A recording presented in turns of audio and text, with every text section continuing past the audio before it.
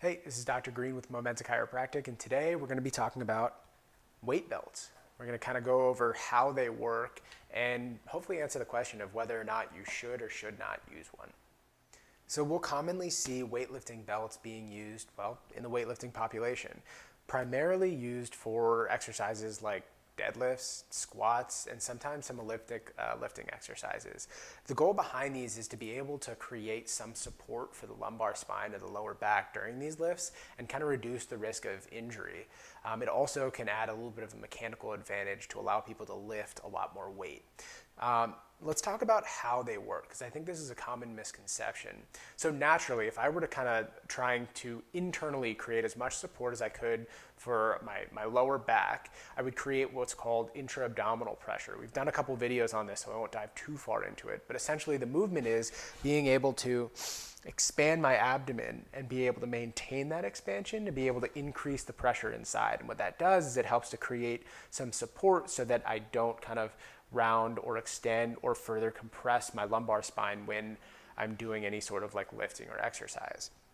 What the belt does is it essentially adds an external restraint around your abdomen to be able to allow you to push your abdomen into it and thus further increasing the pressure inside. So commonly, and the reason that we're kind of making this video is we see people who will strap the belt right on and then not emphasize that push the abdomen into the belt kind of mechanism. And therefore they're just kind of throwing on the belt and thinking that the belt itself will do enough to be able to support their back as they kind of round in. Really what we should be doing is taking that big breath in, pushing our abdomen into the belt to take advantage of that restraint to be able to increase the pressure further inside and therefore add a little bit more stability to it. So now we're going to help you kind of answer the question of whether or not you should or should not use a weightlifting belt. So if you're relatively new to weightlifting, meaning it's only been, less than 2 or 3 years, and you're still kind of adapting to it, in most cases, we actually wouldn't recommend using a weightlifting belt because we tend to reserve it for people who are lifting really, really heavy weights or competitive in the sport, or who have a ton of experience and their bodies have already adapted to being able to lift heavy weight. If you think about it, for most of the weight that even myself included, that we're going to be lifting in the gym, a lot of it isn't going to rise to the level of needing external support. We're kind of fans of being able to listen to your body and kind of listen to what your individual strength maxes are when it comes to putting weight up on the bar.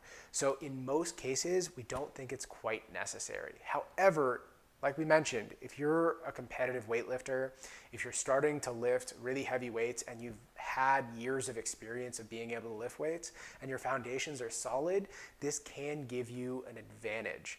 And it will help in the training program to ensure that as you start to increase the weights towards the end range of what you can do, it will provide some extra safety and support for you. So just another kind of special circumstance, because we do get questions about it. Some people come to us and say that they use weightlifting belts specifically for pain prevention. In which case, for example, somebody, when they lift without the weightlifting belt, they get pain, but then when they throw it on, it gets rid of their pain.